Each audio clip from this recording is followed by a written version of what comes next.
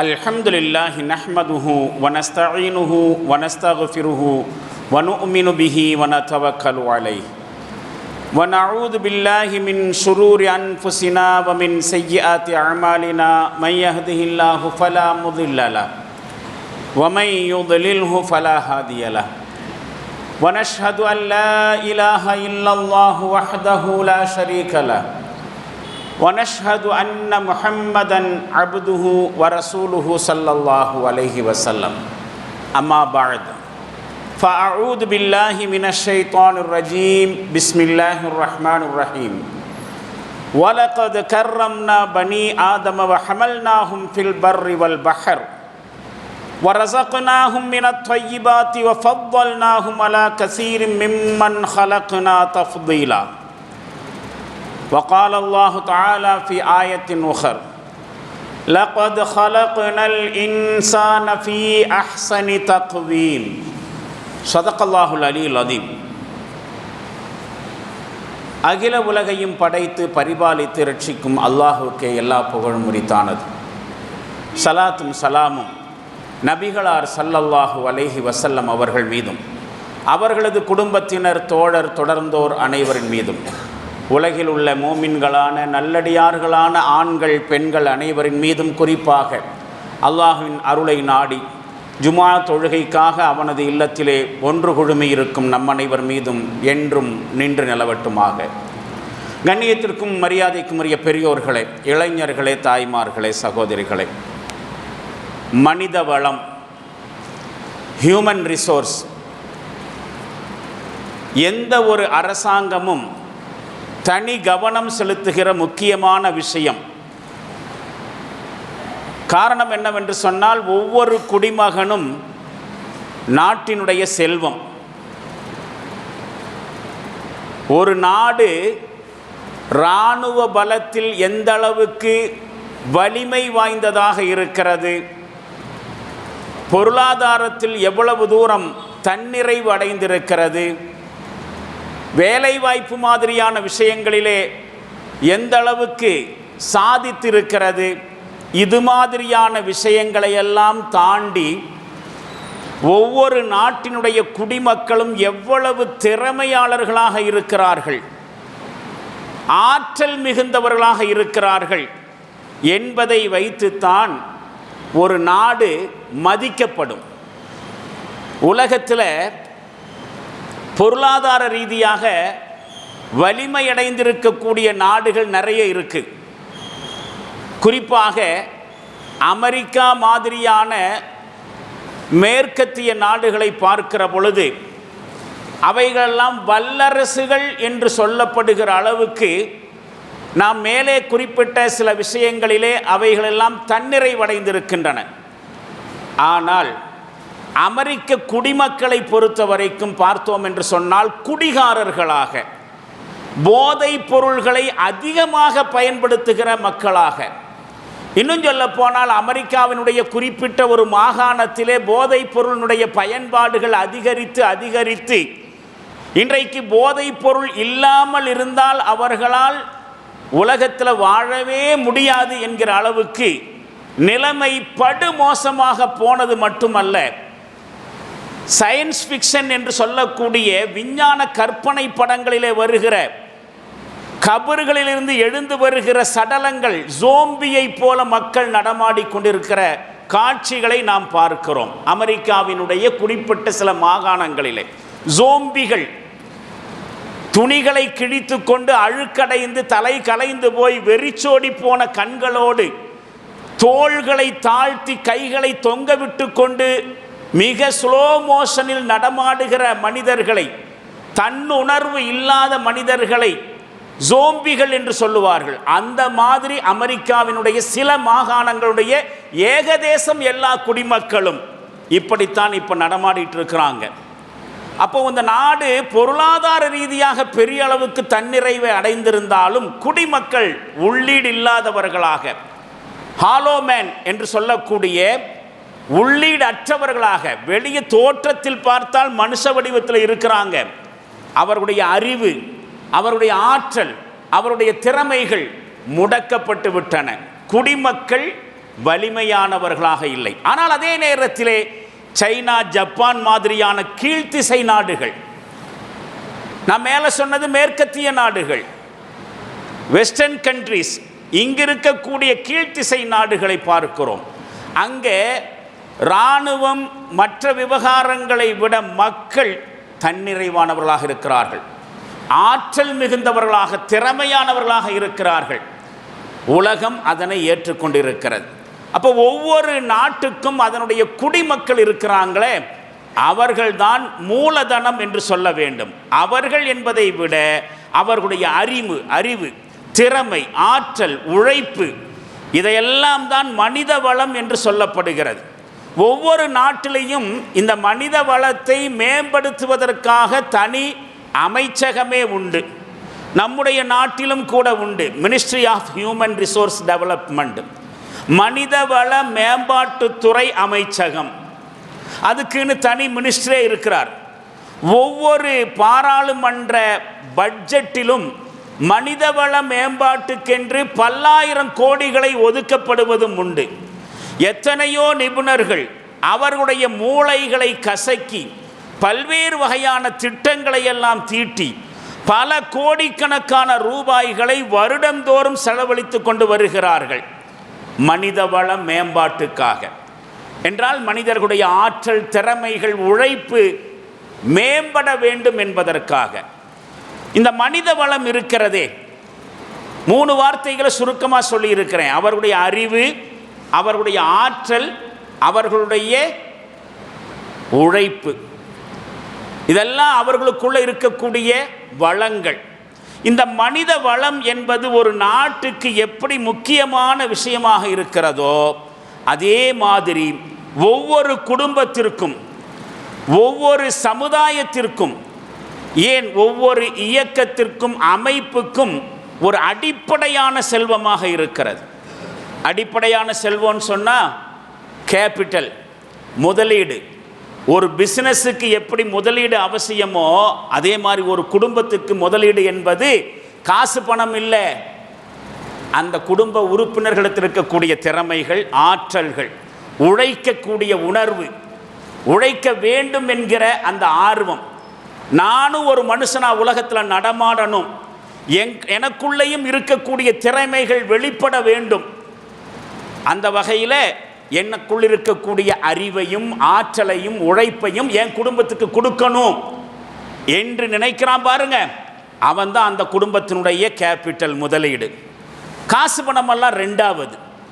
ஒவ்வொரு உறுப்பினர்களும் அவர்களுடைய அறிவும் ஆற்றலும் உழைப்பும் குடும்பத்தை கொடுப்பார்கள் என்று சொன்னால் அந்த குடும்பம் ஒரு வளமான குடும்பமாகத்தான் கண்டிப்பாக இருக்கும்.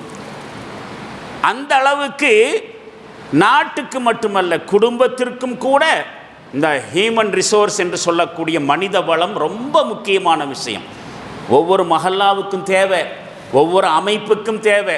இன்னும் சொல்ல போனால் அமைப்புகளும் இயக்கங்களும் கூட இயங்குவது இந்த தொண்டர்கள், உறுப்பினர்களுடைய வளத்தை வைத்துத்தான். எல்லா அமைப்புகளும், அது இந்த உலகத்தை நோக்கமாக கொண்டிருக்கக்கூடிய அரசியல் அமைப்புகளாக இருக்கட்டும், அல்லது ஒரு ஐடியாலஜிக்கல் ஆர்கனைசேஷன் என்று சொல்லக்கூடிய கொள்கை சார்ந்த இஸ்லாமிய அமைப்புகளாக இருக்கட்டும், அவ்வளவு ஏன் இஸ்லாத்தை ஒழித்து கட்ட வேண்டும் என்று நினைக்கக்கூடிய தீய சக்திகளாக இருக்கக்கூடிய பாசிச இந்துத்துவ அமைப்புகளாக இருக்கட்டும், எல்லாமே எதை தாங்கி நிற்கின்றன? அந்த இயக்கங்கள், அமைப்புகளில் இருக்கக்கூடிய தொண்டர்கள், உறுப்பினர்களுடைய உழைப்பு, அறிவு, ஆற்றலை நம்பி இருக்கின்றன. எல்லாவற்றுக்கும் இது ரொம்ப தேவை. அந்த வகையில் இந்த உழைப்புகளும் அறிவும் ஆற்றலும் தான் ஒவ்வொரு நாட்டுக்கும், குடும்பத்திற்கும், இயக்கத்திற்கும், அமைப்புக்கும் அடிப்படையான முதலீடாக இருக்கிறது என்று சொல்லலாம். இந்த மனித வளம் அப்படிங்கிறது நபிகளார் ஸல்லல்லாஹு அலைஹி வஸல்லம் அவருடைய காலத்தில் ஒவ்வொரு நபி தோழர் தோழியர்களிடமிருந்தும் அடையாளம் காணப்பட்டதும், தங்களிடம் இருக்கக்கூடிய மனித வளத்தை ஒவ்வொரு நபி தோழரும் நபி தோழியரும் அடையாளம் கண்டு கொண்டதும், அந்த மனித வளம் இஸ்லாமிய இயக்கத்திற்கு பயன்படுத்தப்பட்டதும் ரொம்ப ரொம்ப சுவையான வரலாறுகள். இந்த 3ஐயும் தனித்தனியாக தனி உரைகளாக பேசணும். என்ன 3? ரசூல்லா காலத்தில் இருந்த சஹாபாக்கள், சஹாபிய பெண்மணிகள் இருக்கிறாங்களே, அவங்கள்ட்ட ரசூலுல்லாவினால் அடையாளம் காணப்பட்டுச்சு. ஒவ்வொரு சஹாபிட்டையும் ஒவ்வொரு தனித்திறமை, ஆற்றல், ஒரு பக்குவம். ரசூலுல்லா அதை கரெக்டாக அடையாளம் கண்டார்கள். எந்த நபர்கிட்ட என்ன திறமை இருக்கிறது. அப்படி அடையாளம் கண்ட சம்பவங்கள் ரொம்ப ரொம்ப ருசிகரமானது. அதே மாதிரி ஒவ்வொரு சஹாபியும், சஹாபிய பெண்மணி எங்கிட்ட என்ன ஆற்றல் இருக்கு, எங்கிட்ட என்ன திறமை இருக்கிறது என்று அவர்களே தங்களை குறித்து அடையாளம் கண்டதும் அவங்களுக்கு தெரியாமல் இருந்துச்சு. எங்கிட்ட என்ன ஆற்றல், என்ன திறமை இருக்குது. ரசூலுல்லாஹ் அடையாளம் காட்டி கொடுத்த பிறகு ஆஹா, எங்கிட்ட இந்த மாதிரி திறமைகள்லாம் இருக்குதா என்று அவர்களே புரிந்து கொண்டதும் சுவையான வரலாறுகள். அதைவிட ஒவ்வொரு சஹாபிய பெண்மணியினுடைய திறமைகள் இஸ்லாமிய இயக்கத்துக்கு ரசூலுல்லாஹ் எப்படி பயன்படுத்தினாங்க அப்படிங்கிறது அதைவிட சுவையான விஷயம். இன்றைக்கும் கூட நம்மிலே ஒவ்வொருவர்களும் சரியான முறையில் நம்மை குறித்து ஆய்வு செய்தோம் என்று சொன்னால், இங்கே நம்மள்ட்ட இருக்கக்கூடிய பெரிய பலவீனமாக அதுதான். நம்மள ஒவ்வொருவரும் அடுத்தவங்களை தனித்தனியாக ஆப்ரேஷன் பண்ணுவோம். ஆப்ரேஷன் சொன்னாக்கா மருத்துவமனையில் அறுவை சிகிச்சை அரங்கம், ஆப்ரேஷன் தேட்டருக்குள்ளே நடத்துகிற அறுவை சிகிச்சை ஆப்ரேஷனை பற்றி சொல்லலை. மனோரீதியாக ஆப்ரேஷன் பண்ணுறது. அந்த ஆள் எப்படி தெரியுமா, அவருடைய குணம் என்ன தெரியுமா, அவருடைய வருமானம் என்ன தெரியுமா, அவருடைய கேரக்டர் என்ன தெரியுமா, அவர் எப்படிப்பட்ட ஆள் தெரியுமா, அவர் எப்படி ட்ரெஸ்ஸன்ஸ் பண்ணுவார் தெரியுமா என்று அடுத்தவர்களை ஆப்ரேஷன் பண்ணுற அளவுக்கு நாம் திறமையானவர்கள். நம்மள ஒவ்வொரு ஆளும் திறமை வச்சிருக்கிறோம். ஆனால் நம்மை குறித்து நாமளே சுய ஆப்ரேஷன் செய்துக்கிறது இல்லை. என்கிட்ட என்ன இருக்குது, நான் யார், என்னுடைய பலம் என்ன, என்னுடைய பலவீனம் என்ன, என்னுடைய ப்ளஸ் என்ன, என்னுடைய மைனஸ் என்ன, என்கிட்ட என்னென்ன திறமைகள் இருக்குது, என்னென்ன ஆற்றல் இருக்குது, இதை பற்றி சுயமாக நம்மை குறித்து நாம் என்ன செய்கிறதில்லை, ஆய்வு செய்கிறதில்லை. அதனால் நமக்குள்ள புதஞ்சு கிடக்கக்கூடிய அறிவும் ஆற்றலும் உழைப்பும் நமக்கே தெரிவதில்லை. இதுதான் நமக்கு மத்தியில் இப்போ இருக்கக்கூடிய மிகப்பெரிய பலவீனம். மிகப்பெரிய பலவீனம் நம்மை குறித்து நமக்கே தெரியாது. சரியாக சொன்னால் நான் சொல்கிறது உண்மை. ஒரு கால் இந்த உரை முடியும் பொழுது இந்த உண்மையை நீங்கள் ஏற்றுக்கொண்டாலும் ஏற்றுக்கொள்ளலாம். என்னை பற்றி எனக்கு தெரியாதா, ஜும்மா உரையில் நீங்கள் சொல்லித்தான் எனக்கு தெரியணுமா என்று இப்போதைய உங்களுடைய மைண்ட் வாய்ஸாக இருக்கலாம். ஒரு கால் இந்த உரை முடியும் பொழுது நான் சொல்கிறதில் இருக்கக்கூடிய உண்மை உங்களுக்கு புரிய வரலாம். நமக்குள் பொதிந்து கிடக்கக்கூடிய அதி அற்புதமான ஆற்றல்களை குறித்து நமக்கு முன்னாடியே ரசூலுல்லாஹ் நம்மளை பற்றி சொல்லிட்டு போயிருக்கிறாங்க. பல செய்தி குர்ஆன்லேயும் அப்படி பல செய்திகள் இருக்குது. அதையெல்லாம் நாம் புரிஞ்சுக்கலைங்கிறது தான் நம்முடைய பலவீனம். இந்த மனித வளம் அப்படிங்கிற இந்த செல்வம் இருக்கிறதே, கேபிட்டல் என்கிற வார்த்தையில் நான் சொன்ன முதலீடு, இது அடையாளம் காணப்பட வேண்டியதனுடைய அவசியம்.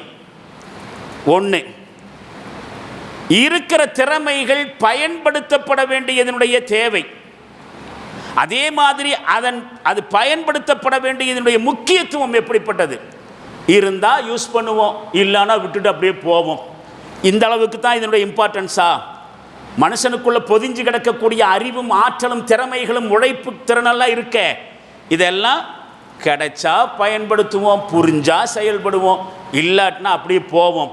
அந்த அளவுக்கு தானா, இல்லை வேறு ஏதாவது இம்பார்ட்டன்ஸ் இதுக்கு இருக்கா? இஸ்லாத்தில் மனித வளத்திற்கு என்ன மாதிரியான முக்கியத்துவம் கொடுக்கப்பட்டிருக்கு, அந்த ஒரு விஷயம். ஒவ்வொரு மனுஷனுக்குள்ளும் புதைஞ்சு கிடக்கக்கூடிய இந்த ஆற்றல்கள் இருக்கிறதே, வளங்கள், இது பயன்படுத்தப்படவில்லை என்று சொன்னால் அதனால் துனியாவில் என்ன இழப்பு ஏற்படும், மறுமையில் ஆகிரத்தில் என்ன இழப்பு ஏற்படும். நாமெல்லாம் என்ன நினச்சிட்டு இருக்கிறோம், தொழுதா மறுமையில் வெற்றி பெறலாம், நோன்பு வச்சா அல்லாஹ் மறுமையில் கூலி தருவான், ஜகாத் ஹஜ்ஜு செஞ்சானாக்கா சொர்க்கத்துக்கு அனுப்புவான். அதிகபட்சமாக மறுமையிலே வெற்றி பெறுவது அல்லது தோல்வி அடையாமல் இருப்பதற்கு நாம் என்ன செய்யணும், இபாதத்துக்களை கரெக்டாக செய்யணும். இது மட்டுமல்ல, நரகத்திலிருந்து தப்பிக்கிறதுக்கு இது மட்டும் பத்தாது, சொர்க்கத்துக்கு போகிறதுக்கு இது மட்டும் பத்தாது. நமக்குள்ளே பொதித்து வைக்கப்பட்டிருக்கக்கூடிய ஆற்றல்கள் வெளிப்படுத்தி அடையாளம் கண்டு அதை உரிய முறையில் பயன்படுத்தணும். அப்படி பயன்படுத்தினா தான் சொர்க்கத்துக்கே போக முடியும், நரகத்திலிருந்து தப்பிக்கவே முடியும். அல்லது அது பயன்படுத்தலைன்னு சொன்னால் இங்கே மட்டும் இழப்பில்லை, மறுமையிலையும் இழப்பு ஏற்படும். அப்படிங்கிற மாதிரியான விஷயங்களை எல்லாம் தெரிஞ்சுக்கிறது 3 வகையில் நம்ம மேலே கடமை. முதலாவது வகை என்ன தெரியுமா? மனுஷன். நாமெல்லாம் ஆடு மாடு இல்லை. ஆடு மாடுகளிலிருந்து உயர்ந்த படைப்பாக படைக்கப்பட்டிருக்கிற மனுஷன். மனுஷங்கிற அடிப்படையிலேயே இதை பற்றியெல்லாம் நாம் தெரிஞ்சுக்கணும். ரெண்டாவது, நாம் வெறும் மனுஷனாக இல்லை, முஸ்லீமாக இருக்கிறோம், மோமினாக இருக்கிறோம். அதன் அடிப்படையில் அதை தெரிஞ்சிக்க வேண்டிய கடமை இன்னும் அதிகமாகுது. ஒரு சராசரி மனுஷன் வேணால் இதை பற்றியெல்லாம் தெரியாமல் இருக்கலாம், புரியாமல் இருக்கலாம், பயன்படுத்தாமல் இருக்கலாம். ஆனால் ஒரு முஸ்லீமாக இதை பற்றி தெரியாமல் இருக்க முடியாது. ஒரு மோமினா தனக்குள்ளே பொதிஞ்சு கிடக்கக்கூடிய அறிவு ஆற்றலை எல்லாம் பயன்படுத்தாமல் இருக்க முடியாது. எல்லாவற்றுக்கும் மேலாக மூன்றாவதாக, நாமெல்லாம் ஏதாவது ஒரு அமைப்பிலேயோ இயக்கத்திலேயோ இணைந்து செயல்படக்கூடியவர்களாக இருந்தால் அது இன்னும் ரொம்ப முக்கியத்துவமாகுது. இஸ்லாமிய இயக்கத்திலே இணைந்து செயல்படக்கூடியவர்களாக இருந்தால் அதனுடைய முக்கியத்துவம், அதனுடைய பொறுப்பு, கடமை இன்னும் அதிகமாகி விடுகிறது. இப்போ 3 கோணத்தில் இந்த விஷயத்தையெல்லாம் தெரிஞ்சுக்கணும். முதலாவதாக, இதனுடைய முக்கியத்துவத்தை பற்றி குர்ஆனில் அல்லாஹ் பல செய்திகள் சொல்கிறான். அதில் ஒரு செய்தி, நாம் அதிகமாக இந்த வசனத்தையெல்லாம் கேள்விப்படுகிறோம். ஆனாலும் கூட நம்முடைய இன்னொரு பலவீனம் இந்த மாதிரி விஷயங்களை எல்லாம் வெறுமனே கடந்து செல்வது தானே. குர்ஆனை அரபியில் ஓதுவோம், அதிகபட்சமாக தமிழில் படிப்போம். ஆனால் ஓதுறது, தமிழில் பொருள் அறிஞ்சு படிக்கிறது என்பதை தாண்டி இந்த ததப்புர் என்று சொல்கிறாங்களே, சிந்திக்கிறது, அதில் நாம் ரொம்ப பின்னடைவு தான். குர்ஆனை ஓதக்கூடியவர்களாக இருப்போம், தர்ஜுமாவை கூட படிக்கக்கூடியவர்களாக இருப்போம், ததப்புர் என்று சொல்லக்கூடிய சிந்திக்கக்கூடியவர்களாக இல்லை. அதனால தான் இந்த மாதிரி வசனங்களை எல்லாம் ஒன்றுக்கு 100 தடவை ஓதுனாலும் அல்லது ஓதுறதை கேட்டாலும் நாம் ஜஸ்ட் லைக் தட் கடந்து போயிட்டே இருக்கிறோம். நாம் கேள்விப்பட்ட வசனம், அல்லதி ஹலக்கல் மௌத வல் ஹயாத்த லியப்லுவக்கும் அய்யுக்கும் அஹ்ஸனு அமலா வஹுவல் அஸீஸுல் கஃபூர். அவன்தான் மரணத்தை படைத்தான், வல் ஹயாத்த உயிரை கொடுப்பதையும் படைத்தான், வாழ்க்கையையும் படைத்தான். மௌத்து ஹயாத்த அவன் தான் படைத்தான். எதுக்கு? லியப்லுவக்கும் அய்யுக்கும் அஹ்ஸனு அமலா, உங்களில் யார் மிக அழகான செயல்கள் செய்பவர்கள், மிகச்சிறந்த செயல்களை செய்பவர்கள் யார் என்று சோதித்து பார்ப்பதற்காக. இப்போ மௌத்து ஹயாத்தும் என்னத்துக்கு? உலகத்தில் எத்தனையோ மனுஷங்கள் பிறக்கிறான், எத்தனையோ மனுஷங்கள் பிறந்த மாதிரியே இறந்தும் போகிறான். பிறப்புக்கும் இறப்புக்கும் இடையில மனுஷனுக்கு வாழ்க்கை இருக்குது, வாழ்கிறான், அனுபவிக்கிறான், செத்து போகிறான். அதிகபட்சமாக பிறப்பிலிருந்து இறப்பு வரைக்கும் இருக்கக்கூடிய இந்த செயல்பாடுகளுக்கு பின்னால் மனுஷனுடைய நோக்கம் என்னவா இருக்குது? ஜாலியாக இருக்கணும், உலகத்தை அனுபவிக்கணும், அவ்வளவுதான். ஆனால் இதுக்கு பின்னாடி அல்லாஹ் வேறொரு நோக்கத்தை வச்சிருக்கிறாங்கிறது பெரும்பான்மையான மனிதர்களுக்கு தெரிகிறது இல்லை. முஸ்லீமும் தெரியாமல் இருக்கலாமா? நான் ஏன் இந்த உலகத்தில் பிறந்தேன்? மௌத்தாகிறது எதுக்காக வேண்டி? மௌத்துக்கும் பிறப்புக்கும் மௌத்துக்கும் இடையில, ஹயாத்துக்கும் மௌத்துக்கும் ஹயாத்துக்கும் இடையில் இருக்கக்கூடிய இந்த வாழ்க்கையில் நான் என்ன செய்யணும்? என்ன மனுஷனாக படைச்சதுக்கு பின்னாடி அல்லாஹ்வுடைய எதிர்பார்ப்பு என்ன? இந்த உலகத்தில் சினிமா பாட்டுகள் நிறைய இருக்குது. அதில் சில நேரங்களில் சில பல கருத்துக்களை எல்லாம் சொல்லுவாங்க. அவர்களும் புரிஞ்சுக்கிட்ட வகையில் கருத்து சொல்லுவாங்க, உண்மையான கருத்துக்களும் சில சமயத்தில் வரும். பழைய பாட்டு ஒன்று இருக்குது, கடவுள் 2 பொம்மைகள் செய்தான் தான் விளையாட. புரிஞ்சிச்சா? கடவுள் 2 பொம்மைகள் செய்தான் தான் விளையாட. அல்லாவுக்கு வேறு வேலையே இல்லை, விளையாடுறதுக்கு 2 பொம்மை செஞ்சானாம். ஆம்பளைங்கிற ஒரு பொம்மை, பொம்பளைங்கிற ஒரு பொம்மை. இந்த 2 பொம்மையை கடவுள் செஞ்சானாம். அவை 2ம் சேர்ந்தொரு பொம்மையை செய்தன தாம் விளையாட. இப்படி ஒரு பழைய பாட்டு, பாட்டினுடைய பல்லவி. அல்லாஹ் படைச்ச 2 பொம்மை, ஆம்பளை பொம்பளைங்கிற 2 பொம்மையும் சேர்ந்து இவங்க விளையாடுறதுக்கு ஒரு பொம்மையை என்ன செஞ்சாங்களாம், படைச்சாங்களாம். என்ன பொம்மை? குழந்தைங்கிற பொம்மை. இவ்வளவுதான மனுஷ வாழ்க்கை. இப்போ நான் முஸ்லீம்களுடைய கருத்தோட்டம், முஸ்லீம் அல்லாதவருடைய இலக்கியங்கிற பேரில், கவிதைங்கிற பேரில் இப்படியெல்லாம் கருத்துக்களை சொல்கிறது உண்டு. அது மாதிரியா நம்முடைய வாழ்க்கை? அர்த்தம் இல்லாததா? அப்போ மௌத்து ஹயாத்தி இந்த 2 படைச்சது அப்படின்னா என்ன அர்த்தம்? வாழ்க்கையை படைச்சதே உங்களை சோதித்து பார்க்குறதுக்கு தான். எண்ணத்தை பற்றி சோதனை, உங்களில் யார் அதிகமாக வேலை செய்கிறாங்க, அதிகமாக இபாதத்து செய்கிறாங்க என்று பார்ப்பதற்காக வேண்டியல்ல, உங்களில் யார் மிக அழகான செயல்களை செய்கிறீர்கள் என்று சோதித்து பார்ப்பதற்காக சொல்லுவான். சின்ன வசனம் தாங்க, ஒரு சிறிய வாசகம் பல உண்மைகளை சுட்டி காட்டுகிறது. அந்த உண்மைகளுக்கு பின்னாடி இந்த ஹியூமன் ரிசோர்ஸ் என்று சொல்லக்கூடிய மனித வளத்திற்கு இஸ்லாம் எந்த மாதிரியான முக்கியத்துவம், எப்படிப்பட்ட முக்கியத்துவம் கொடுத்திருக்குங்கிறது நம்மளால் புரிஞ்சுக்க முடியுது. அவன் தான் மௌத்தையும் ஹயாத்தையும் படைச்சான், உங்களை யார் அழகான செயல்கள் செய்பவர்கள் என்று சோதித்து பார்க்கறதுக்காக. இவ்வளவுதான் வசனம். இதுக்கு பின்னாடி எத்தனை உண்மை இருக்குது தெரியுமா? ரொம்ப கம்மியாக 5 உண்மைகள் இருக்குது. கொஞ்சம் தத்துவார்த்த விஷயந்தான், ஆனால் ரொம்ப எளிமையாக புரிஞ்சுக்கிற விஷயந்தான். தத்துவங்கிறனாலேயே புரியாத விஷயமெல்லாம் இல்லை, புரிஞ்சு கொள்ளக்கூடிய விஷயம்தான். 5 உண்மைகளை நாம் பார்க்கணும். முதலாவது உண்மை என்ன தெரியுமா? வாழ்க்கையும் மரணமும் அல்லாஹ்வின் தரப்பிலிருந்து நிகழக்கூடியது. அவனை தவிர இறப்பையும் பிறப்பையும் வழங்குறதுக்கு இந்த உலகத்தில் தகுதியானவன் யாரும் இல்லை. ஹலக்கல் மௌத்த வல் ஹயாத், பிறப்பையும் இறப்பையும் அல்லாஹ் தான் முடிவு செய்கிறாங்கிற ஒரு உண்மை ஒன்றாச்சுங்களா. 2வது உண்மை, இந்த வாழ்க்கையும் மரணமும் எந்த நோக்கமும் இல்லாதது இல்லை. ஹாலிக் என்று சொல்லக்கூடிய படைப்பாளனாக இருக்கக்கூடிய அல்லாஹ் மனுஷனை இங்கே படைச்சிருக்கிறது அவனை சோதித்து பார்க்கறதுக்கு தான், தேர்வுக்காக வேண்டித்தான். மனுஷனுடைய வாழ்க்கை அப்படிங்கிறது சோதனை காலம்தான். பிறந்ததிலிருந்து இறக்குற வரைக்கும் நாம் என்ன செய்யணும்? ஒரு டெஸ்ட்டில் தான் இருந்துட்டு இருக்கிறோம், ஒரு எக்ஸாமில் தான் இருந்துட்டு இருக்கிறோம். லியபுலுவக்கும், உங்களை சோதிக்கிறதுக்காக வேண்டி சொல்கிறான். அந்த வகையில் ஒரு குழந்தை பிறக்குது அல்லது நாம் பிறந்தோம் அப்படின்னு சொன்னால் அது வெறும் சராசரியான பிறப்பு என்று நாம் கடந்து போக முடியாது. சரியா சொன்னால் birth is the time starting of examination. தேர்வு ஆரம்பமாவதற்கான முதல் கணம் பிறப்பு. மௌத்து எண்ட் ஆஃப் எக்ஸாமினேஷன். அவ்வளவுதான். பிறப்பு என்பது சோதனையினுடைய ஆரம்ப காலம், வாழ்க்கை என்பது எக்ஸாமினேஷன் நடக்கிறது, மௌத்து அப்படிங்கிறது அந்த சோதனை காலத்தினுடைய முடிவு. மற்றபடி பிறப்பு, பிறந்தோம் இறந்தோம் அப்படி அல்ல. சோதிக்கப்படுவதற்காக வேண்டி பிறக்க வைக்கப்பட்டோம், சோதிக்கப்படுவதற்காக வேண்டி நமக்கு வாழ்க்கை தரப்பட்டுச்சு. சோதனையுடைய முடிவு தான் மௌத்து. இது 2வது உண்மை. 3வது உண்மை என்ன தெரியுமா? இந்த சோதனைக்காக காலிக் என்று சொல்லக்கூடிய படைப்பாளனாக இருக்கக்கூடிய அல்லாஹ் ஒவ்வொரு மனுஷனுக்கும் செயல்படுவதற்கான சான்ஸை கொடுத்திருக்கிறான். ஒவ்வொரு தனி மனுஷனும் அவனவனுடைய காரியங்களை செய்வதன் மூலமாகத்தான் அவன் நல்லவனா கெட்டவனா என்பதை செயல் ரீதியாக வெளிப்படுத்தி காட்ட முடியும். அல்லாஹ்வுடைய டெஸ்ட்டில் அவன் ஜெயிக்கணும்னாக்க என்ன பண்ணணும்? செயல்பட்டு தான் ஆகணும். சோதனைக்காக வேண்டி சோதனையில் ஜெயிக்கணும்னு சொன்னால் எதையாவது செய்யணும். செயல்பாடுகள் தான் சோதனையில் கடந்து போகிற விஷயம். அதுக்கான சான்ஸை கொடுத்துருக்கிறான். அந்த சான்ஸ் என்பது எப்படி கொடுத்துருக்கான்னு தெரியுமா?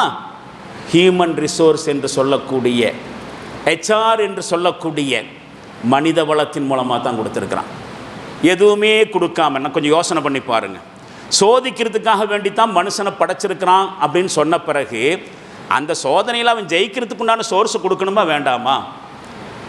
ஒரு லூஸாக படைச்சிட்டான்னு வச்சுங்க, ஒரு மனுஷனை பைத்தியக்காரனை படைச்சிட்டான்னு வச்சுங்க. எல்லாத்தையும் நம்மள பைத்தியக்காரங்க நிறைய பேர் உண்டு. நான் உண்மையிலே பைத்தியமாக இருக்கிறவங்கள சொல்கிறேன். எல்லாரையும் பைத்தியக்காரனா நான் சொல்லலை. சில பைத்தியங்கள் நமக்கு மத்தியில் உண்டா இல்லையா? அதாவது பைத்தியம் என்று சொல்வதனால நான் தரம் தாழ்த்தி சொல்வதாக நீங்கள் தப்பாக மீன் பண்ணிக்கக்கூடாது. நான் அந்த மீனிங்கில் சொல்லலை. உண்மையிலேயே புத்தி சுவாதீனம் இல்லாதவர்கள் நமக்கு மத்தியில் வாழ்ந்துட்டு இருக்கிறாங்களா இல்லையா, அவங்கள சொல்கிறேன். எல்லாரையுமே நம்ம அப்படி படைச்சிருந்தான்னு வச்சுக்கோங்க, நமக்கு டெஸ்ட் பண்ணுறதுல நியாயம் இருக்கா? நாளைக்கு மறுமையில் நம்மளை விசாரிக்கிறதுல நியாயம் இருக்கா? இல்லையே. அப்போ செயல்படுறதுக்கான வாய்ப்பை கொடுக்கணுமே, கெட்டது எது நல்லது எதுன்னு தெரிஞ்சுக்கிறதுக்கு உண்டான அறிவை கொடுக்கணுமே, ஆற்றலை கொடுக்கணுமே, உழைக்கக்கூடிய திறமையை கொடுக்கணுமே, செயல்படுவதற்கான வாய்ப்பை கொடுக்கணுமே. அங்கே இருக்குது HR அப்படிங்கிறது, ஹியூமன் ரிசோர்ஸ் அப்படிங்கிறது, மனித வளம் என்பது அல்லாஹ் கொடுத்துருக்கான் ஒவ்வொருத்தையும். அவங்களுக்கு அதை கொடுக்கலை. யாருக்கு? புத்தி சுவாதீனம் இல்லாதவர்கள் நாம் யாரை சொல்கிறோமோ அவங்களுக்கு அதை கொடுக்கலை. அதனால் மறுமையில் அவங்களுக்கு விசாரணையும் இல்லை. That's all. யாரெல்லாம் புத்தி சுவாதீனம் இல்லாமல் இருக்கிறாங்களோ அவங்களுக்கு மறுமையில் விசாரணை இல்லை. இன்னும் சொல்ல போனால் அவர்களுடைய செயல்பாடுகள் பதிவு செய்யப்படுவதே இல்லை. நமக்கெல்லாம் ரெக்கார்டு இருக்குது, நாம் செய்கிறது எல்லாம் மலக்குமார்கள் பதிவு செய்கிறாங்க. நாளைக்கு நம்முடைய செயல்பாடுகளுக்கு அல்லாஹ்ட்ட பதில் சொல்ல வேண்டியிருக்கு. ஆனால் ஒரு ஹதீஸை கேள்விப்பட்டிருக்கிறோம், 3 பேர்களுடைய விஷயத்திலே நன்மை தீமைகளை பதிவு செய்கிற பேனா உயர்த்தப்பட்டு விட்டது. 3 பேருக்கு ரெக்கார்டிங்கே இல்லை, செயல்பாடுகள் பதிவு செய்கிறதில்லை. ஒருவர் குழந்தையாக இருப்பவர்கள் பருவம் அடைகிற வரை. பருவம் அடைகிறதுங்கிறது ஃபிசிக்கல் மெச்சூரிட்டி இல்லை, நாலேஜ் மெச்சூரிட்டி. நல்லது கெட்டதையும் பிரித்தறியக்கூடிய ஆற்றல் வருகிற வரை. அரபியில் தம்மீஸ்ன்னு சொல்லுவாங்க, நல்லது கெட்டதை பிரிச்சறிகிறது. இது நஜீஸாக்கும், இது சுத்தமானது, இது நெருப்பு, தொட்டா சுடும். இந்த புரிதல் இருக்குல்ல, இதுக்கு பேர் தான் தம்மீஸ், பிரித்து பார்க்கக்கூடிய ஆற்றல். அந்த பருவம் வருகிற வரைக்கும் சிறுவர்களுடைய செயல்பாடுகள் பதிவு செய்யப்படுறது இல்லை. 2வது நபர் தூங்கிட்டு இருக்கிறவன் விழிக்கிற வரைக்கும். தூக்கத்தில் எவனாவது எதையாவது செய்கிறான்னு வச்சுங்களேன், அவனுடைய நாலேஜ் இல்லாமல் செய்கிறான், அவனுடைய சொந்த புத்தியில் செய்கிறதில்ல. தூக்கத்தில் நடக்கிறவங்க நிறைய பேர் இருக்கிறாங்க, அவங்க அப்படி நடந்துட்டு இருக்காங்கங்கிறது அவங்களுக்கு தெரியாது. அந்த தூக்கத்தில் நடந்து போகிறவன் என்ன செய்கிறாங்கிறது அவனுக்கு தெரியாது. அடுத்த நாள் அவன்கிட்ட போய் ஏன்டா நீ எத்தனை இப்படி செஞ்சானாக்க நான் செய்யவே இல்லைன்னு சொல்லுவான். அதை வீடியோ எடுத்து காமிச்சா தான் இது நான் தானா அப்படின்னு கேட்பான். அப்போ தூக்கத்தில் இருப்பவர்கள் விழிக்கிற வரை அவர்கள் செய்கிற செயல்பாடுகள் பதிவு செய்யப்படுவதில்லை, ஏன்னா அவங்க நாலேஜுக்கு அப்பாற்பட்டு நடக்குது. அதே மாதிரி தான் பைத்தியமாக இருப்பவர்கள், புத்தி சுவாதீனம் இல்லாமல் இருக்கக்கூடியவர்கள் புத்தி தெளிகிற வரை அவருடைய செயல்கள் பதிவு செய்யப்படுறதே இல்லை. ஆனால் நமக்கெல்லாம் அப்படி இல்லை. நம்மை குறித்து நாம் என்ன சொல்லிகிட்டு இருக்கிறோம்? நான் புத்திசாலி, நான் அறிவாளி. நம்மளை எவனாவது ஒருத்தன் பைத்தியம்னு சொன்னால் என்ன கோபம் வருது? நானாடா பைத்தியம் கேட்போமா இல்லையா? அப்போ நமக்கு தன்மான உணர்ச்சி இருக்கிறது. நான் பைத்தியம் இல்லை, நான் புத்தி சுவாதீனம் உள்ளவன், நல்லது கெட்டதை பிரித்து பார்க்குறதுக்கு எனக்கு தெரியும் என்கிற சுய கௌரவத்தோடு அதை விட்டு கொடுக்காமல் நாம் வாழ்ந்துட்டு இருக்கிறோமல்ல, அதுக்கு பேர் தாங்க HR, மனித வளம். அதை கொடுத்துருக்குறான் அல்லாஹ். அப்போது மவுத்துக்கும் ஹயாத்துக்கும் இடையில் சோதிக்கிறதுக்காக வேண்டித்தான் உங்களுக்கு லைஃப் கொடுத்துருக்குன்னு சொன்னால் வாழணும், வாழ்கிறதுக்காக வேண்டி வாய்ப்பு கொடுக்கணும். அது அறிவாக இருக்கும், அந்த வாய்ப்பு ஆற்றலாக இருக்கும், பக்குவமாக இருக்கும், புரிதலாக இருக்கும், உழைக்கும் திறனாக இருக்கும். இதெல்லாம் அல்லாஹ் நமக்குள்ளே கொடுத்துருக்குறான். இதை நாம் யூஸ் பண்ணி தான் ஆகணும். 4வது உண்மை, யாருடைய செயல் நல்ல செயல், யாருடைய செயல் கெட்ட செயல் அப்படிங்கிறத நீங்களும் நானும் முடிவு பண்ண முடியாது. யார் தான் முடிவு பண்ணுவான்? படைச்ச ரப்பு தான் முடிவு பண்ணுவான். அதை தான் அல்லாஹ் சொல்லி லியபுலுவக்கும், உங்களை சோதிப்பதற்காக அப்படின்னு அல்லாஹ் சொல்கிறானே, அந்த சோதனை யார் பண்ணுவா? டெஸ்ட்டு அல்லாஹ் பண்ணுவான். அவனுக்கு தான் தெரியும். நாம் நினச்சிட்டு இருப்போம் நாம் செய்கிறதெல்லாம் ரொம்ப நல்லதுன்னு, அல்லது சில பேர்கள் செய்கிறதையெல்லாம் ரொம்ப நல்ல வேலை செய்கிறாருன்னு அடுத்தவங்களை பற்றி சொல்லிகிட்டு இருப்போம். ஆனால் நாம் செஞ்சதோ மற்றவங்க செஞ்சதோ நல்லதா இல்லையா அப்படிங்கிறது நம்முடைய அறிவு, நம்முடைய புரிதல், நம்முடைய சந்தர்ப்பம், நம்முடைய சூழ்நிலையை வச்சு நாம் முடிவு பண்ணுவோம். உண்மையிலேயே அது நல்லதா இருந்துச்சா கெட்டதா இருந்துச்சாங்கிறது அல்லாஹ்வுக்கு தான் தெரியும். என்ன நோக்கத்தின் உதாரணத்துக்கு நான் சொல்கிறேன். அந்த வகையில் ஒரு உதாரணம் சொல்வதாக, இதுவும் குரானில் வரக்கூடிய செய்தி தான். இந்த செய்திகளுக்கெல்லாம் பேர் தான் ததப்புருல் குரான், குரானை சிந்திக்கிறது. லா யஸ்தவில் ஹபீசு வத்தையிபுன்னு சொல்கிறான். தூய்மையானதும் கெட்டதும் சமமாகாது, 2 ஒன்று இல்லைன்னு அல்லாஹ் குரானில் சொல்கிறான். ஹபீஸ்னா என்னது? கெட்டது, நஜீஸாக இருக்கிறது. அதே மாதிரி தையிபுன்னு சொன்னால் என்னது? தூய்மையானது, சுத்தமானது. ஒரு உதாரணத்து மூலமாக புரிய முயற்சி பண்ணுவோம். நல்ல ஃபுட்டு மேசை நிறைய வச்சுருக்கு, அழகாக வச்சுருக்காங்க. இன்றைக்கெல்லாம் ஹோட்டல் மேனேஜ்மெண்ட்டில் ஒரு தனி கலை. அது என்னது? மேடையில் கொண்டு வந்து அலங்காரமாக வைக்கிறது. ஒரு ஜூஸை கொண்டு வந்து வச்சாலும் அதுக்கு ஒரு கொடை வச்சுருப்பான், அதில் ஒரு எலுமிச்சம்பழத்தை கட் பண்ணி கிளாஸில் சொருகி நிறுத்துவான். இப்படித்தான் வச்சாகணுமா? அப்படி ஒன்றும் இல்லை, வச்சா ஒரு அலங்காரம். சாப்பிட்றவனை கௌரவப்படுத்துறது மட்டுமல்ல, அவனுக்கு அதில் இன்ட்ரெஸ்ட் வரும். இந்த மாதிரி பரப்பி வச்சுருக்கு. ரொம்ப டேஸ்டி, எம்மி டெலிசியஸ், அழகாக இருக்குது, பார்க்குறதுக்கு நல்லா இருக்குது, ஹைஜீனிக் அப்படின்னு சொல்கிறான். நம்முடைய பார்வையில் ஹைஜீனிக், தையிபு, சூப்பர். ஆனால் உண்மையிலேயே அது தயாரிக்கப்பட்டிருக்கக்கூடிய ரா மெட்டீரியல்ஸு பன்னிக்கறியாக இருந்தால் அது ஹபீஸு, அது கெட்டது. அது அல்லாஹ் தான் முடிவு பண்ணுவான். மனுஷனுடைய பார்வையில் இப்படி வச்சாலே மயங்கிடுவான், நல்லது தான் அவனுக்கு. அது மட்டுமல்ல, அது பன்னிக்கறியே இல்லைன்னு வச்சுக்கோங்க, தூய்மையான உணவில் தான் சமைக்கப்பட்டிருக்கு, நல்ல உணவு, ஆனால் திருட்டு காசில் சமைச்சிருக்கு, அடுத்தவனை அபகரித்த காசில் வந்திருக்கு, ஏமாத்தின காசில் வந்திருக்கு, லஞ்சம் வாங்கின காசில் தயார் பண்ணப்பட்டிருக்கு. இது என்னது? எவ்வளவு ஹைஜீனிக்காக இருந்தாலும் அது ஹபீஸ் தான். அப்போ நம்ம பார்வையில் நம்முடைய அறிவு, நம்முடைய புரிதல், நம்முடைய பக்குவம், நம்முடைய சந்தர்ப்பம், சூழ்நிலைக்கு நல்லதுன்னு நினைப்போம். ஆனால் அல்லாஹ் தான் அதை முடிவு பண்ணுவான், இது நல்லதா இல்லையான்னு அவனுக்கு தான் தெரியும். அப்போ நல்லது கெட்டதை முடிவு செய்யக்கூடிய அதிகாரம், தகுதி அல்லாஹ்வுக்கு மட்டும்தான் இருக்குது. அப்போ நன்மை தீமையினுடைய அளவுகோலை முடிவு செய்கிறது யார் முடிவு பண்ணுவான்? தேர்வில் கலந்துக்கிறானே, எக்ஸாமில் கலந்துக்கிறானே, அவனா ஃபாசிஃபைல முடிவு பண்ணுவான். எக்ஸாமை எவன் நடத்துகிறானோ அவன் தான் முடிவு பண்ணுவான். இவன் ஆன்சர் எழுதிட்டு நான் நல்லா தான் எழுதுனேன்னு சொல்லுவான், ஆனால் நல்லா எழுதியிருக்கிறானா இல்லையாங்கிறது எக்ஸாமை யார் நடத்துகிறாரோ, யார் அந்த பேப்பரை திருத்துறாரோ, வேல்வேஷன் ஒர்க்கு பார்க்குறாரோ அவர் தான் முடிவு பண்ணுவார். நீ கரெக்டான ஆன்சர் பண்ணினியா, தப்பான ஆன்சர் எழுதியிருக்கிறியான்னு. இதுவும் புரிஞ்சு கொள்ள வேண்டிய விஷயம். அப்போ வாழ்க்கை வாழ்ந்து கொண்டிருக்கிற பொழுது நல்லதெல்லாம் செஞ்சுட்டு இருக்கிறதாக நாம் நினைப்போம், நல்லது தானா இல்லையாங்கிறது நாளைக்கு மறுமையில் அல்லாஹ் தான் முடிவு சொல்லுவான், அவனுக்கு தான் தெரியும். இது 4வது உண்மை. 5வது உண்மை என்ன தெரியுமா? இது டெஸ்ட்டு, சோதனை, தேர்வு அப்படிங்கிற வார்த்தையிலேயே அந்த உண்மை அடங்கியிருக்கு. என்ன தெரியுமா அந்த உண்மை? ஒரு ஆளுடைய செயல்கள் எப்படி இருக்குமோ அதுக்கு தகுந்த மாதிரி தான் பிரதிபலனும் கிடைக்கும்னு. பாஸ் ஆகிறது, ஃபெயில் ஆகிறது, எக்ஸாமில் தோற்று போகிறது, ஜெயிக்கிறது மட்டுமல்ல. எக்ஸாம்னு ஒன்று வந்தாலே தோத்தா அதுக்குன்னு ஒரு ரிசல்ட்டு, ஜெயிச்சா அதுக்குன்னு ஒரு ரிசல்ட் இருக்கத்தான் செய்யும். அதுலேயே புரியுது என்னது? No test without result. Result இல்லாமல் டெஸ்ட்டே இல்லை.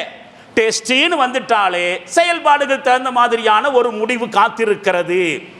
இதெல்லாம் இந்த வசனம். அல்லதி ஹலக்கல் மௌத வல் ஹயாத்த, மரணத்தையும் வாழ்வையும், வாழ்க்கையை அவன்தான் படைச்சிருக்கிறான். லியபலுவக்கும் ஐயுக்கும் அஹ்ஸனு அமலா, உங்களிலே யார் மிகச்சிறந்த செயல்களை நீங்கள் செய்கிறீர்கள் என்று பார்ப்பதற்காக. அந்த அஹ்ஸன் அமல் என்று சொல்லுகிறானே அதுதான் ஹெச்ஆர், அதுதான் மனித வளம். ஒவ்வொரு மனுஷனுக்குள்ளேயும் இந்த அழகிய செயல் செய்வதற்கான தன்மையை, பக்குவத்தை அல்லாஹ் வச்சிருக்கிறான். இப்படி ஒரு முக்கியத்துவம் இஸ்லாத்தில் மனித வளத்துக்கு இருக்கு. இப்போ நாம் யோசிச்சு பார்க்க வேண்டிய விஷயம் என்னன்னு சொன்னால், மனித வாழ்க்கையே நற்செயல்களுக்கான, அழகான செயல்கள் செய்வதற்கான சோதனை தான் அப்படின்னு சொல்லுகிற பொழுது, அந்த வாழ்க்கையில் மனுஷன் தனக்கு வழங்கப்பட்டிருக்கக்கூடிய வளங்களை பயன்படுத்தியே ஆகணும். அதை எப்படி பயன்படுத்தணுங்கிறது நமக்கு புரிஞ்சு போயிடுது. நல்ல வகையில் அந்த வளங்கள் பயன்படுத்தப்படணும். இந்த சோதனையை அவன் ஏற்றுக்கொண்டிருக்கிறனால, இந்த சோதனையில் அவன் ஜெயிக்க வேண்டும் என்பதற்காக வேண்டியும் அல்லாஹ் மனுஷனை சும்மா விடலை, ரொம்ப ரொம்ப ஹை லெவலாக்கி வச்சிருக்கிறதாக சொல்கிறான். உன்னை ஒன்று சும்மா 10ஓடு 1 11 படைக்கலப்பா. ஆடு மாடு மாதிரி நீயும் ஒரு ஆவரேஜ் படைப்பு அல்ல, அதுக்கு மேலே வேற லெவல் அப்படின்னு அல்லாஹ் சொல்கிறான். நாம் பேசுகிறோமே வேற லெவல்னு சொல்கிறோமே, அப்படித்தான் நாம் வேற லெவல் தான். நாம் எப்படி சொல்கிறோம்? வலக்கது கர்ரம்னா பனி ஆதம், நாம் ஆதத்தின் சந்ததியை படைத்தோம். படைச்சி வஹமல்நாஹும் ஃபில் பர்ரி வல் பஹர், கரையிலும் கடலிலும் அவனை நாம் தான் சுமந்து செல்கிறோம். எல்லா ஏற்பாடுகளையும் செஞ்சு கொடுத்துட்டோம். வரஸக்னாஹும் மின தய்யிபாத், தூய்மையானவற்றிலிருந்து நாம் வாழ்வாதாரத்தை வழங்கினோம். எல்லாத்தையும் சொல்லிட்டு வஃபவ்வல்நாஹும் அலா கஸீரின் மிம்மன் ஹலக்னா தஃலீலா, நாம் படைத்திருக்கக்கூடிய கோடானு கோடி படைப்புகளிலே மனித படைப்பை மிகச்சிறந்த படைப்பாக்கி வைத்திருக்கிறோம். அப்போ 10ஓடு 1 11, அத்தோடு நீயும் ஒன்று இல்லை, எல்லாத்துக்கும் மேலே. நாம் சராசரியாக பேசுகிற மாதிரி வேற லெவல்னு சொல்கிறோமா இல்லையா? வேற லெவல் தான் நாம் அல்லாஹ் சொல்லக்கூடிய வாசகம். திருக்குரான் ஷரீஃபில் 17வது அத்தியாயம் சூரத்து பனு இஸ்ராயில 70வது வசனத்தில் இதை பார்க்குறோம். அப்போ மற்ற படைப்புகளை விட அதிகமான மனித வளங்கள் மனுஷன்ட்ட அல்லாஹ்வினால் குவிச்சு வைக்கப்பட்டிருக்கிறது. அப்படிங்கிறத தான் இந்த வசனத்துடைய 2வது பகுதி. வஃபல்லல்நாஹும் அலா கஸீரி மிம்மன் ஹலக்னா தஃலீலா, நாம் படைத்திருக்கக்கூடிய ஏராளமான படைப்புகளை விட மனித படைப்பை சிறப்பாக்கி வச்சிருக்கிறோம் அப்படின்னு சொல்றதுக்குள்ள இருக்கு. ஏராளமான மனுஷ வளங்கள், ரிசோர்ஸு மனுஷனுக்குள்ள குவிச்சு வைக்கப்பட்டிருக்கிறத நபிகளார் ஸல்லல்லாஹு அலைஹி வஸல்லம் அவர்கள் கூட இப்படி சொன்னார்கள். எப்படி சொன்னாங்க தெரியுமா? நம்மளை பற்றி, நம்மில் ஒவ்வொருவரை பற்றியும் நம்முடைய மதிப்பீடு எப்படின்னு நமக்கு தெரியாது. நம்மளை பற்றி நாம் ஸ்கேல் பண்ணியிருக்கிறோமா? அடுத்தவங்க, நான் ஆரம்பத்தில் சொன்ன மாதிரி அடுத்தவங்கள நல்லா ஸ்கேல் பண்ணுவோம். அந்த ஆள் அப்படி, இந்த ஆள் இப்படின்னு. நாம் எப்படின்னு நம்மளை எப்போவாவது ஸ்கேல் பண்ணி பார்த்தது உண்டா? இல்லை. நாம் பார்த்தோமோ இல்லையோ, ஒரு கால் நம்மளை நாமே ஸ்கேல் பண்ணுறோன்னு வச்சுங்க, நாம் எந்த இடத்துல இருப்போம்? சத்தியமாக கௌரவமான இடத்துல இருக்க மாட்டோம். ஒரு உதாரணம் சொல்லட்டா, நாம் நம்மளை பற்றி அடுத்தவங்கள்ட்ட அதிகமாக அறிமுகம் செய்வோம். என் பேர், என் குடும்பம், என்னுடைய படிப்பு, என்னுடைய விருப்பம், லவ் டேஸ்ட்டு எல்லாத்தையும் சொல்லுவோம். ஆனால் நம்ம மனசுக்குள்ளே ஒளிஞ்சு கிடக்குதே வேறொரு மிருகம், ஒரு கேரக்டர்.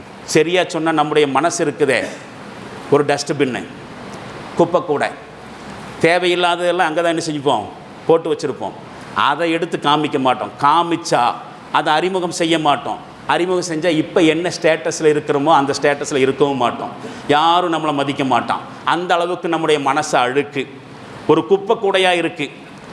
அப்போ நம்மளை நாமளே ஸ்கேல் பண்ண மாட்டோம். ஸ்கேல் பண்ணினாலும் நம்மளை பற்றி தப்பான தரம் தாழ்ந்த ஒரு டீக்ரேஷன், ஒரு அண்டர் எஸ்டிமேட் தான் பண்ணுற மாதிரி தான் இருக்கும் நம்மளை. ஆனால் நபி ஸல்லல்லாஹு அலைஹி வஸல்லம் அவர்கள் நம்மில் ஒவ்வொருவரை குறித்தும் என்ன மாதிரி ஸ்கேல் பண்ணியிருக்காங்க தெரியுமா? இந்த வியூவில், இந்த ஹியூமன் ரிசோர்ஸ் என்று சொல்லக்கூடிய மனிதவள கண்ணோட்டத்தில் நம்மளை பற்றி ரசூலுல்லாஹ் என்ன சொல்கிறாங்க தெரியுமா? அன்னாசு கல் மஆதின், சுருக்கமாக முடிச்சிட்டாங்க. 2 வார்த்தைங்க. அன்னாசு கல் மஆதின், மனிதர்கள் சுரங்கங்களை போன்றவர்கள். சுரங்கத்துக்குள்ளே என்ன இருக்கும்? ரத்தினம் இருக்கும், வைரம் இருக்கும், வைடூரியம் இருக்கும், கோமேதகம் இருக்கும், கனிமங்கள் இருக்கும், இரும்பு, செம்பு, துத்தநாகம், கிரானைட்டு எல்லாமே பூமியிலிருந்து தோண்டி எடுக்கப்படுகிற உன்னதமான பொருட்கள், மதிப்பு வாய்ந்த பொருட்கள். அதுதான் சுரங்கம். சுரங்கத்துங்கள் தோண்டி எடுக்கப்படுவதுக்கு பேர் தான், நல்ல விஷயங்களை தோண்டி எடுக்கிற பேர் தான் சுரங்கம். குறைஞ்சபட்சம் நிலக்கரியாவது இருக்கும். அந்த நிலக்கரியாகவே இருந்தாலும் கூட அது சில பயன்பாட்டுக்கு பயன்படும். அப்போ ஒவ்வொரு மனுஷனும் சுரங்க மாதிரின்னு சொல்லி சுருக்கமாக சொன்ன வார்த்தையில் நம்ம புரிஞ்சுக்கலாம் எவ்வளவு ஆற்றல்கள் நமக்குள்ள கொட்டி கிடக்குது, எவ்வளவு திறமைகள். ஆனால் நாம் தான் அந்த திறமைகளை புரிஞ்சிக்கவே இல்லை, அடையாளம் காணவே இல்லை. அப்படியே அடையாளம் காண்டு எங்கிட்ட இந்த திறமை இருக்கிறது, இந்த வளம் இருக்குதுன்னு சொன்னால் கூட நல்லதுக்கு பயன்படுத்துறதும் இல்லை. முடிஞ்ச வரைக்கும் அந்த திறமைகளை ஆற்றலையும் அடுத்தவனை ஏமாத்துறதுக்கு மட்டும்தான் பயன்படுத்திகிட்டு இருப்போம் பெரும்பாலும் மனிதர்களுடைய நிலைமை. அப்போ ஏராளமான வளங்கள் மனுஷனுக்குள்ள குவித்து வைக்கப்பட்டிருக்கிறது என்று நபி ஸல்லல்லாஹு அலைஹி வஸல்லம் சொன்னாங்க. பல்வேறு வகையான கனிமங்களை எல்லாம் தனக்குள் மறைத்து வைத்திருக்கக்கூடிய சுரங்கங்களைப் போல ஒவ்வொரு மனுஷங்கள்ட்டும் பல்வேறு வகையான ஆற்றல்கள், திறமைகள் கண்டிப்பாக இருக்கும், இருக்க வேண்டும் என்பதைத்தான் நம்மளை பற்றி ரசூலுல்லாஹ் சொல்லும்போது அன்னாசு கல் மஆதின் என்று சொன்னார்கள். மனிதர்கள் சுரங்கங்களை போன்றவர்கள் சொன்னாங்க. அப்போ மனுஷன் ஏராளமான வளங்கள் கொண்டவனாக படைக்கப்பட்டிருக்கிறான் என்பதை அல்லாஹு ஜல்ல ஷானஹு தஆலா இன்னொரு ஆங்கிள்லையும் சொல்கிறான். இதுவும் அதிகமாக நாம் ஓதின வசனம் அல்லது ஓத கேட்ட வசனம். எல்லாம் அப்படின்னு சொல்கிறத விட ஓத கேட்டு கடந்து போன வசனம், வெறுமனே கடந்து போன வசனம் என்ன தெரியுமா? லகத் ஹலக்னல் இன்சான ஃபீ அஹ்ஸனி தக்வீம், நாம் மனிதனை மிகச்சிறந்த அமைப்பிலே படைத்திருக்கிறோம். மிகச்சிறந்த அமைப்பிலே படைத்திருக்கிறோம். அஹ்ஸன தக்வீம், கோலம், தோற்றம், படைப்பு, அமைப்பு, சிஸ்டம், எல்லா மீனிங்கும் இருக்குது இந்த தக்வீம் அப்படிங்கிற மீனிங் வார்த்தைக்கு. அப்போ மிகப்பெரிய சிஸ்டத்தில் படைச்சிருக்கிறோம் அப்படின்னு சொல்கிறான். எத்தனை தடவை இந்த வார்த்தையை கேட்டிருப்போம் இந்த குர்ஆன் வசனத்தை. லகத் ஹலக்னல் இன்சான ஃபீ அஹ்ஸனி தக்வீம், மிகச்சிறந்த அமைப்பிலே நாம் மனிதனை படைத்திருக்கிறோம். சூரத்து தீன் என்று சொல்லக்கூடிய 95வது அத்தியாயத்தில் 4வது வசனம். மனுஷனை அழகான அமைப்பில் படைச்சிருக்கிறோம் அப்படின்னு சொன்னதுடைய அர்த்தம் என்ன தெரியுமா? அவனுக்குள்ள வேறு எந்த சராசரியான படைப்பினத்திற்கும் வழங்கப்படாத உயர்ந்த அமைப்பிலான உடல் அமைப்பு, வேறு எந்த படைப்புக்கும் கொடுக்கப்படாத கற்றுக்கொள்ளக்கூடிய திறன், புதுசு புதுசாக படித்து கொள்ளக்கூடிய ஆற்றல் சின்ன வயசுலேருந்தே அல்லாஹ் கொடுத்துட்டான். குழந்தை பருவத்திலிருந்தே கொடுத்துட்டான். உலகத்தில் சில விஷயங்களை மனுஷனுகளை விட விலங்குகளுக்கு கொடுத்துருக்கிறான். ஒரு ஆட்டுக்குட்டி பிறந்த 2-3 நிமிஷத்தில் எந்திரிச்சு ஓடும். ஆனால் நாம் பிறந்தோன்னு அப்படியெல்லாம் இல்லை. 6 மாதம் வரைக்குமாவது ஆகும் குறைஞ்சபட்சம் தவழ்கிறதுக்கு. இந்த மாதிரி சில பலவீனங்கள் இருந்தாலும் இந்த கற்றுக்கொள்ளுகிற ஆற்றல் இருக்க விலங்குகளை விட மனுஷன்ட்டு தான் அதிகம்.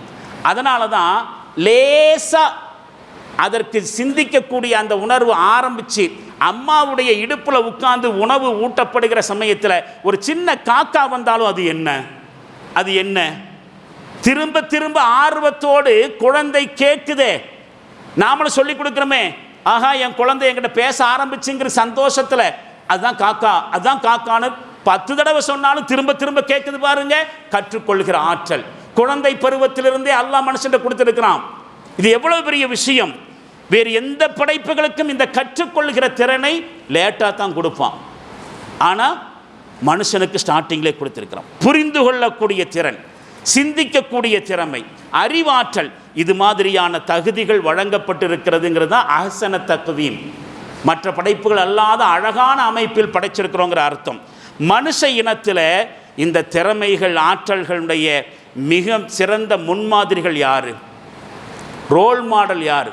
மனுஷனுக்குள்ள எல்லா வகையான வளங்களும் ஆற்றல்களும் பக்குவமும் புரிதல்களும் எல்லாம் புகுத்தப்பட்டிருக்கு.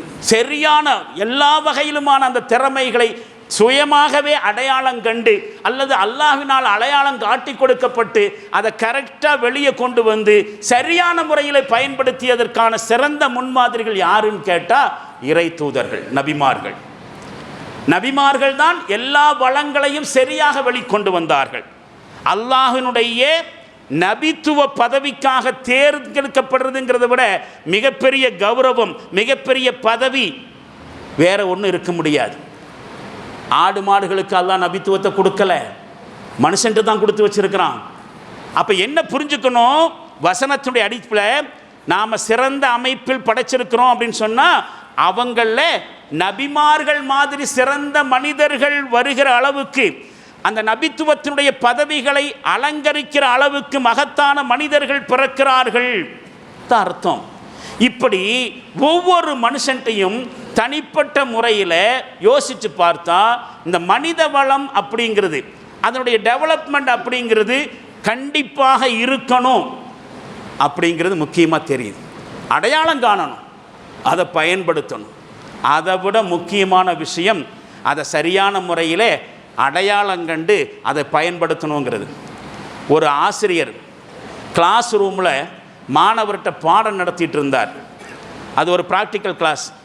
அப்படி பாடம் நடத்திட்டு இருக்கிற இடத்துல கேட்டார், தாமரை பூவினுடைய நீளம் எவ்வளவு? தாமரை பூவினுடைய தண்டு இருக்குமல்ல, அதனுடைய லென்த் எவ்வளவு அப்படின்னு கேட்டார். ஒரு ஸ்டூடெண்ட் எந்திரிச்சு சொன்னார் 2 அடி அப்படின்னு சொன்னான். தாமரை பூவினுடைய தண்டினுடைய நீளம் 2 அடின்னு சொன்னான். இந்த 2 அடிங்கிற பதில் சரியா இல்லையாங்கிறது நீங்கள் யோசிக்கணும். இப்போ யோசிக்கணும், பின்ன யோசிச்சுட்டு பாருங்கல்ல. சரிதானா அப்படின்னு கேட்டாக்கா சரியா சரியில்லையா பார்க்கலாம். ஏன் அப்படி சொல்கிற? அது 2 அடி இருக்கலாமல்ல, 3 அடி இருக்கலாமல்ல, 4 அடியும் இருக்கலாமல்ல அப்படின்னு கேட்டப்போ இருக்கலாம் அப்படின்னு சொல்லிட்டு முடிச்சிட்டான். அவ்வளோதான் அவனுடைய பதில். ஆனால் இன்னொரு ஸ்டூடெண்ட்ஸில் கேட்கும் பொழுது, அதே கேள்வி கேட்குற சமயத்தில் அந்த ஸ்டூடெண்ட் சொன்னால், அன்பான ஆசிரியர் அவர்களே, தண்ணி 2 அடின்னு சொன்னால் தாமரைப்பூனுடைய தண்டும் 2 அடி. தண்ணி 200 அடிக்கு இருக்குதுன்னு சொன்னால் தாமரைப்பூனுடைய தண்டுடைய நீளமும் 200 அடி. தண்ணி 2000 அடின்னு சொன்னால் தாமரைப்பூனுடைய தண்ணியினுடைய தண்டினுடைய நீளமும் 2000 அடி. அப்போ தண்ணீருடைய இருப்புக்கு தகுந்த மாதிரி தாமரைப்பூவினுடைய தண்டினுடைய நீளமும் அதிகமாகும் அப்படின்னு ஒரு பதிலை சொன்னான். இப்போ அந்த ஆசிரியர் சொன்னார், வெரி குட், நீ தான் கரெக்டான பதிலை சொல்லி இருக்கிறேன்னு சொல்லிட்டு அவர் கேட்ட கேள்வியினுடைய நோக்கம் என்னங்கிறத பற்றி இப்போ சொல்கிறார். அப்போ தாமரைப்பூவை பற்றியும் தண்ணியை பற்றியும் அல்ல கேள்வி. இந்த கேள்வியை கேட்டு ஒரு விஷயத்தை புரிய வைக்கிறதுக்காக கேட்குறாரு. என்ன சொன்னார்? இதே மாதிரி தான் உங்களுக்குள்ளே இருக்கக்கூடிய எண்ணங்களும் உங்களுக்குள்ளே இருக்கக்கூடிய லட்சியங்களும் சிறந்ததாக இருந்தால், அது கண்டுபிடிக்கப்பட்டால், அடையாளம் காணப்பட்டால், அது உயர உயர உங்களுடைய வாழ்க்கையினுடைய தரமும் உயர்ந்துக்கிட்டே இருக்கும் அப்படின்னு சொன்னார். இப்போ மனுஷனுக்குள்ள இருக்கக்கூடிய திறமைகள், ஆற்றல்கள், அறிவு, சிந்திக்கிற திறன், இதெல்லாம் முதல்ல அவனால் அடையாளம் காணப்படணும். இப்போ வாழ்க்கையில் அவன் மேலே வருவான் என்று சொன்னார். இந்த அல்லாஹ் இருக்கிறானே, நம்மள்கிட்ட உயர்வான எண்ணங்கள் இருக்கிறது தான் ரொம்ப விரும்புகிறான், ரொம்ப லைக் பண்ணுறதாக அல்லாஹ் சொல்கிறான்.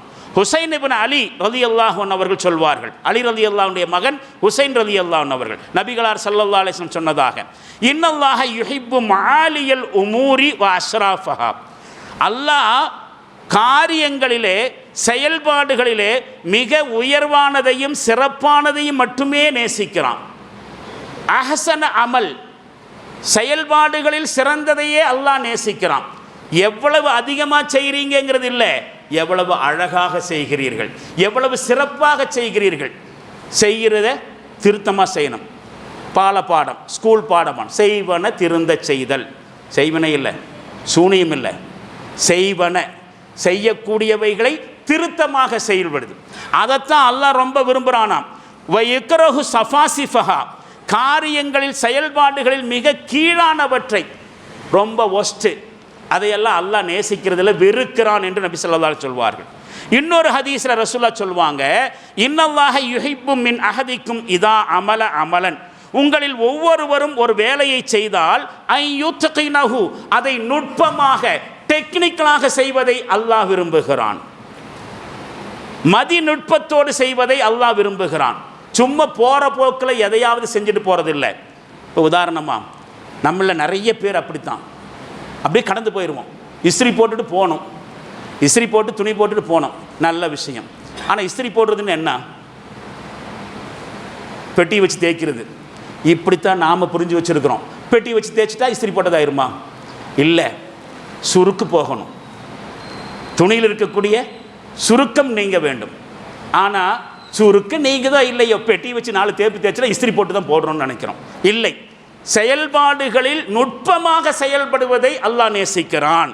இப்போ அல்லாஹ்வினால ஒவ்வொரு மனுஷனுக்கும் வழங்கப்பட்டிருக்கக்கூடிய இந்த மனித வளம் அப்படிங்கிறது உரிய முறையில் பயன்படுத்தப்பட வேண்டும் என்பதற்காக வேண்டித்தான் லக்கத் ஹலக்னல் இன்சான அஹ்ஸனி தக்வீம், மிக அழகான கோலத்தில் அமைப்பில் படைச்சிருக்கிறோன்னு சொல்ல அல்லாஹ், அந்த வளங்கள் உரிய முறையில் பயன்படுத்தப்படவில்லை என்று சொன்னால் என்ன ஆகும்? அடுத்த வரியில் சொல்றான், சும்மரததுனாஹு அஸ்ஃபல சாஃபிலீன், இப்படி உயர்ந்த அமைப்பில் படைச்ச அந்த மனுஷனை தாழ்ந்தவடிலும் தாழ்ந்தவனாக ஆக்கிவிட்டோம் என்று சொல்கிறான்.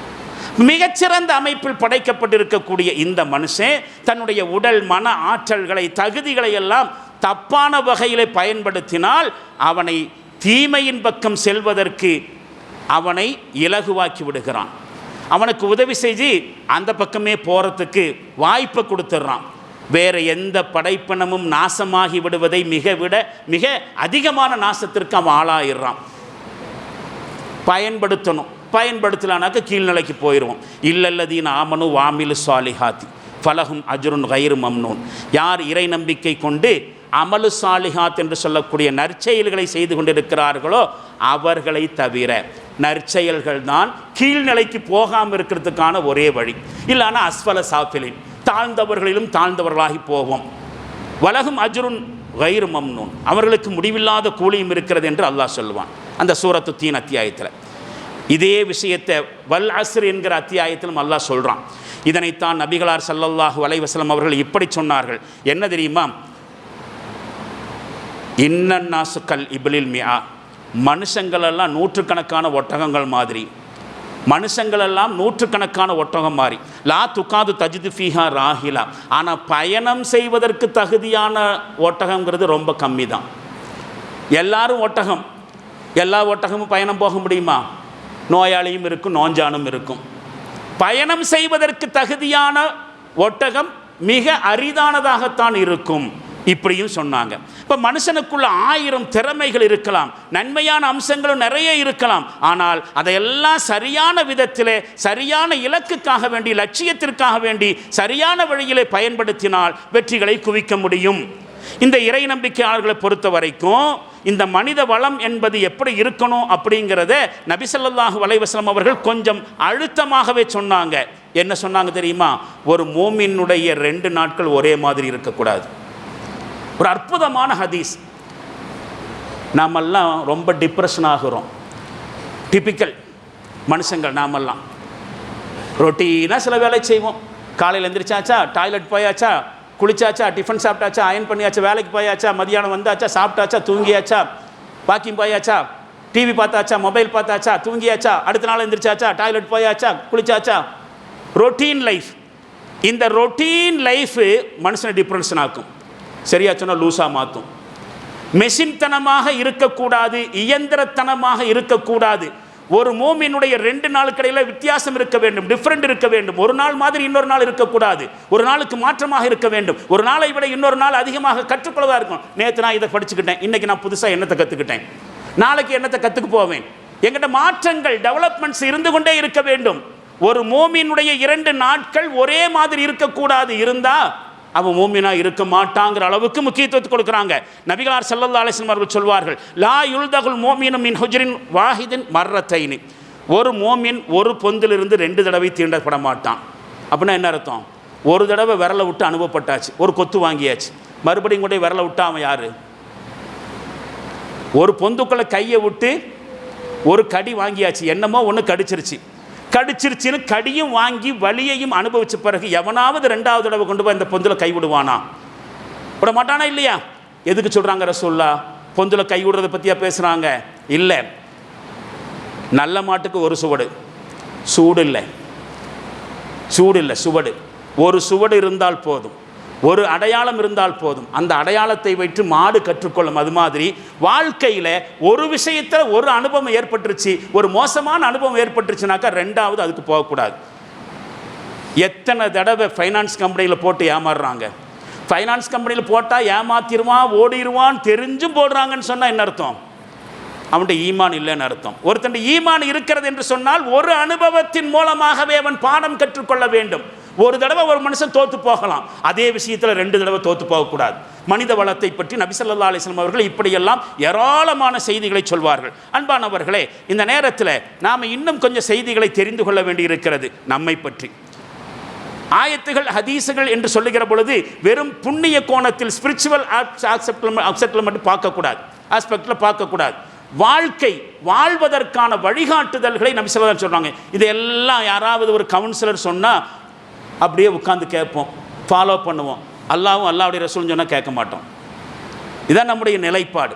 அதனால் இது பற்றிய இன்னும் சில நுட்பமான விஷயங்களை வரும் வாரத்திலும் தெரிந்து கொள்வோம். தெரிந்து கொண்ட அடிப்படையிலே நம்முடைய வாழ்க்கையை குறித்து சுயமாக யோசிப்போம். நமக்குள்ளே என்ன திறமைகள் இருக்கின்றன, என்ன ஆற்றல்கள் இருக்கின்றன, அடையாளம் காணுவோம். அடையாளம் கண்டதை முதலில் நமக்கு பயன்படுத்துவோம், பிறகு சமுதாயத்துக்கும் பயன்படுத்துவோம், எல்லாவற்றுக்கும் மேலாக இஸ்லாத்திற்கும் பயன்படுத்துவோம். அல்லாஹ் நம் அனைவர்களுக்கும் அதற்கான தௌஃபீக்கை நிறைவாக தந்தருள்வானாக. வாஹிர் தாவானா அனில் ஹம்துலில்லாஹி ரப்பில் ஆலமீன். பாரக்கல்லாஹு லனா வலக்கும் ஃபில் குர்ஆனில் அதீம் வனஃபஅனா وإياكم بالآيات والذكر الحكيم إنه تعالى جواد كريم ملك بر رؤوف رحيم ورب حليم.